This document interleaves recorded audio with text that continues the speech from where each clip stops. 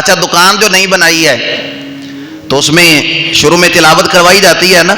قرآن پاک پڑھایا جاتا ہے، تو رشتہ چونکہ صرف ثواب کی حد تک ہے نا قرآن کے ساتھ، تو اس لیے نظریہ یہ بن گیا کہ دکان شروع کی ہے، برکت ضرور ہوگی، اس سے انکار نہیں ہو سکتا،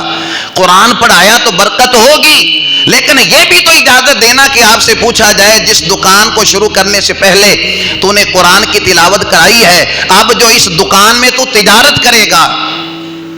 وہ قرآن کے مطابق کرے گا یا اپنے مزاج کے مطابق کرے گا؟ یہ بھی تو بتانا کہ اب جو اس میں تو کاروبار کرے گا، اس دکان کے اندر جو تو سامان رکھے گا وہ اپنی مرضی سے اس میں تجارت کرے گا یا قرآن کا جو مزاج ہے، قرآن تو پڑھا لیا، اسی قرآن نے کہا تھا کہ حد سے نہ بڑھنا، اللہ کی حدوں کو کراس نہ کرنا، اسی قرآن نے کہا تھا سود سے بھی بچنا، اسی قرآن نے کہا تھا باطل طریقے سے کسی کا مال نہ کھانا، تو صرف ثواب کی حد تک ہی رشتہ ہے قرآن کے ساتھ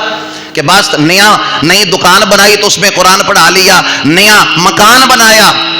تو اس میں بھی مزاج ہوتا ہے کہ محفل کرا لی جائے، اس میں شمارے پڑھا لیے جائیں، اس میں قرآن پاک کی تلاوت ہو جائے، نیا مکان تو بنا لیا، لیکن یہ بھی تو بتانا اس مکان کی دیواروں پر جو اینٹیں لگی ہیں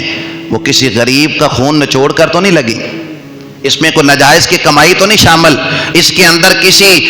یتیم کی آہیں تو نہیں شامل، یہ بھی تو بتانا قرآن سے صرف ثواب کا رشتہ۔ اور پھر جب نیا مکان بنایا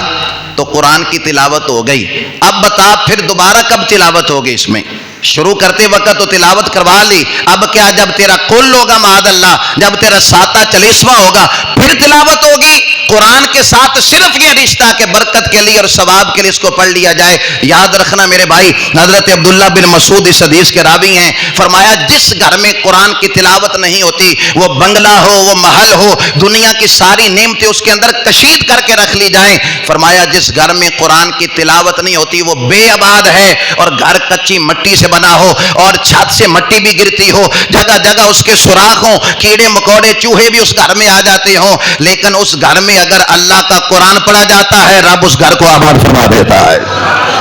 رب اس گھر کو آباد فرما دیتا ہے۔ تو صرف ثواب کی حد تک رشتہ نہ رکھیں، صرف یہ رشتہ نہ رکھیں